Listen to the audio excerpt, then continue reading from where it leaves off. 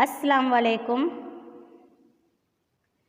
Standard 11 subject economics chapter number 7 जिसका नाम क्या था?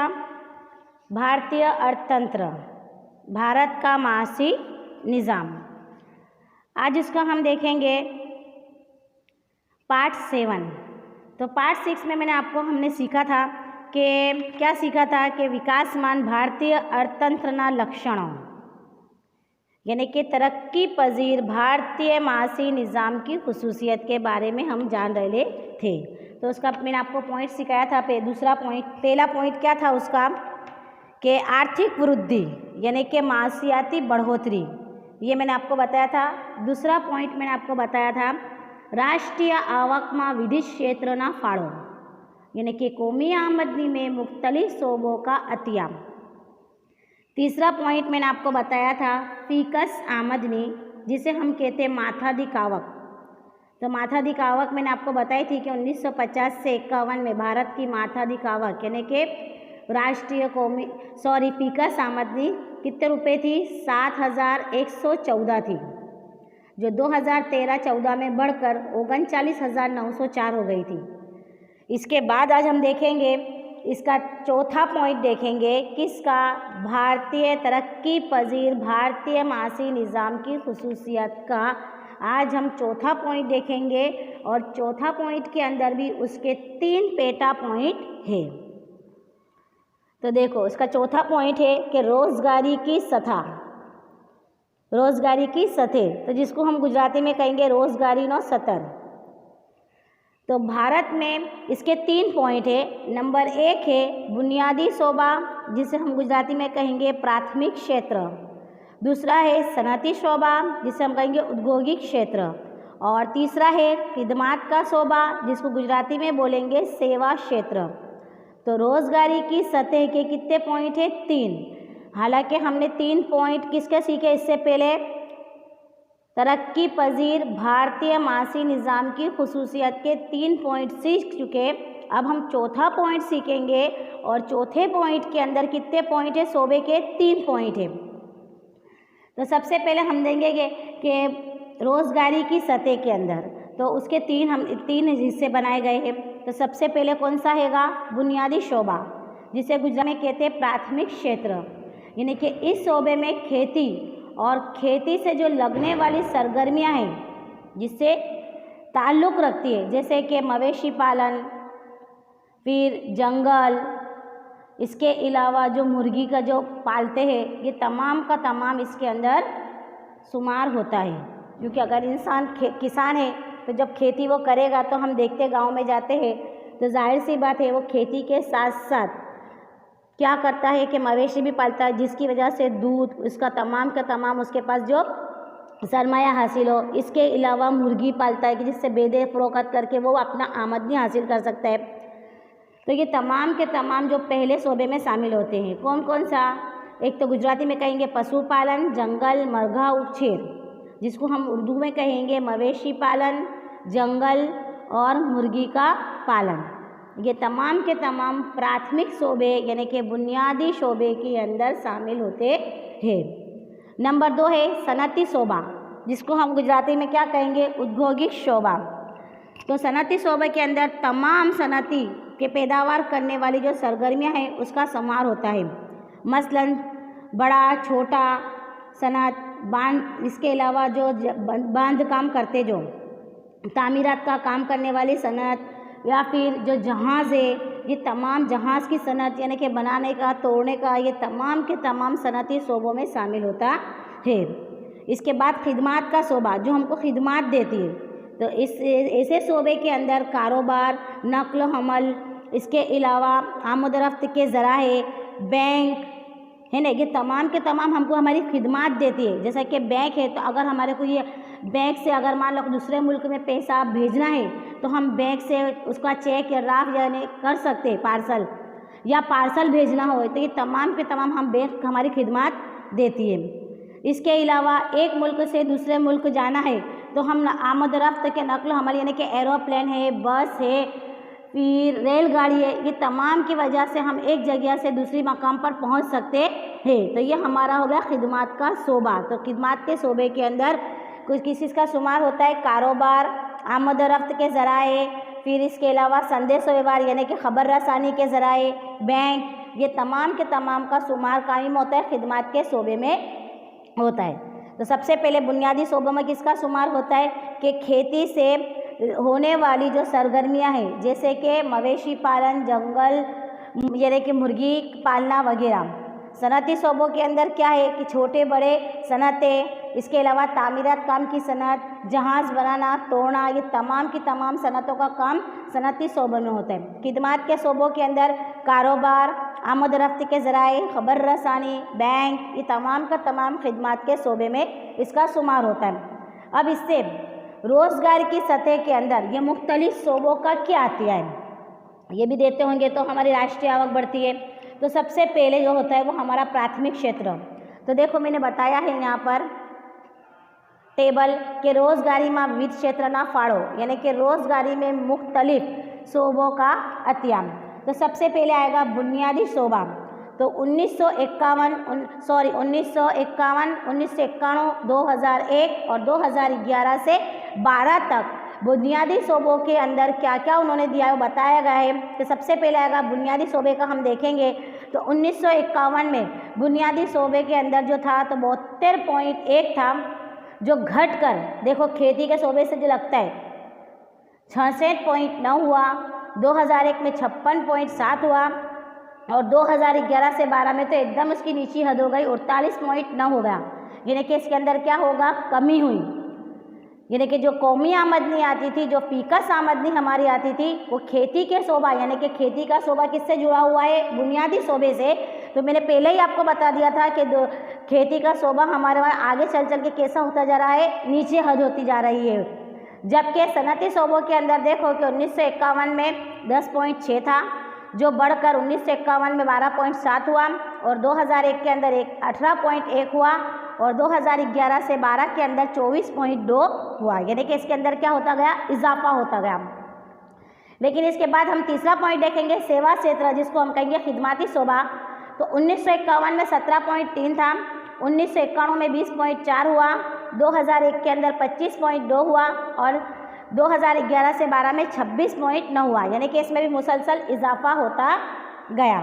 तो ये हमारा था मासी सर्वे 2014 से 15 का। अब इसके बाद हम देखेंगे कि भारत के अंदर साल 1951 में जो मासी शोबा था वो 72.1 था, जबकि सनती शोबा 10.6 था और खिदमती शोबा 17.3 था। तो रोज़गारी की जो होती है वो साल 1951 में प्राथमिक शोबा यानी कि बुनियादी शोबे के अंदर 66.9 है, 66.9 और इसके बाद कौन सा है 12.7 और खिदमती शोबा 20.4 है। इसलिए रोज़ी क्या होती है? रोज़ी की सर्जन थाय छे यानी कि रोज़ी आती है। जबकि 2001 के अंदर जो बुनियादी शोबा है 56.7 था, सनती शोबा 18.2 था और खिदमती शोबा 25.2। इसके लिए इसी तरह से 2011-12 में बुनियादी शोबा 48.9, सनती शोबा 24.2, जबकि टेबल के अंदर को याद रखो कि सनती शोबा यहाँ बताया है 24.2 और टेबल के अंदर हमको बताया है 24 अंदर बताया 24.3, जबकि टेबल के अंदर क्या है सनती शोबा 24.2 है और खिदमती शोबा 26.9 है। इसके अलावा इसके मुताबिक 1951 से 2011 और 12 के दरमियान के अंदर लोगों को जो रोज़गारी के मकासद थे वो प्राथमिक यानी कि बुनियादी शोबों में से सनती शोबों की और खिदमत की शोबों की तरफ क्या हुए? वो रवाना हुए। यानी कि खेती के शोबा जो बुनियादी शोबे से लोगों हट कर किस साइड गए? सनती शोबे और खिदमत की शोबों की तरफ रागिब हुए। इसके बाद आएगा 5वां पॉइंट, कायदे की सहूलतों में बढ़ोतरी, जिसे हम कहेंगे पायानी सुविधाओं में वृद्धि। तो मुल्क की मासियाती जो बढ़ोतरी का जो शरह है वो कायदे की सहूलत पर दारोमदार रखता है, जैसे कि बिजली है, तालीम है, फिर ये सेहत है, खबर रसानी है, आमदोरफ्त है, इसके अलावा आबपाशी, ये तमाम की सहूलत होती है। भारत के कायदे के अंदर जो सहूलत है, जो जिससे ताल्लुक़ रखती है, वो अब हम इसके बारे में देखेंगे। तो कायदे की सहूलतों में किस किस की शुमार होता है? बिजली, तालीम, सेहत, खबर रसानी, सिंचाई, यानी कि जिसको हम कहेंगे आबपाशी, ये तमाम का तमाम इससे ताल्लुक़ रखता है। तो सबसे पहले हम देखेंगे कि आबपाशी की सहूलत यानी कि सिंचाईनी सगवड़। तो साल 1950 से 51 में 22.6 मिलियन हेक्टेयर में सिंचाई की सहूलत थी। याद रहे, सिंचाई की सहूलत भारत में 1950 से 51 में 22.6 में सिंचाई की यानी कि आबपाशी की सहूलत थी, जो साल 2012 से 13 में 63 मिलियन हेक्टेयर तक तोसी पा गई थी, यानी कि उसका फैलाव हो गया था, बढ़ गया था। इसी तरह कुल 45% जो बुआई थी उसका जो तोसी हुई वो किसके ऊपर थी? आबपाशी की सहूलत की वजह से लेने में आई। कितने टका? 45%।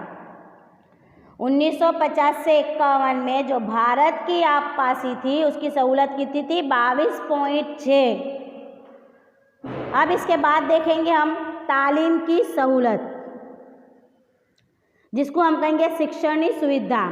तो भारत में आज़ादी के वक्त 20 यूनिवर्सिटियाँ और 500 कॉलेज थी। आज़ादी के वक्त कितनी यूनिवर्सिटी थी? 20 यूनिवर्सिटी थी और 500 कॉलेज थी, जिसकी बढ़ोतरी होकर 35,000 कॉलेज और 719 यूनिवर्सिटियों में तब्दील हो गई, यानी कि इजाफा हुआ। इसलिए भारत के अंदर जो ख्वानदगी थी उसकी शरह साल 1951 में 18.33% थी, जो साल 2011 में 73% हो गई। यानी कि लोग कैसे हो गए? पढ़ाने के अंदर इजाफा हुआ, तालीम के अंदर इजाफा हुआ। इसके बाद हम देखेंगे बिजली की सुविधा, बिजली की सहूलत। तो भारत के अंदर बिजली पैदावारी में भी उसने हासिल किया, यानी कि बढ़ोतरी हुई।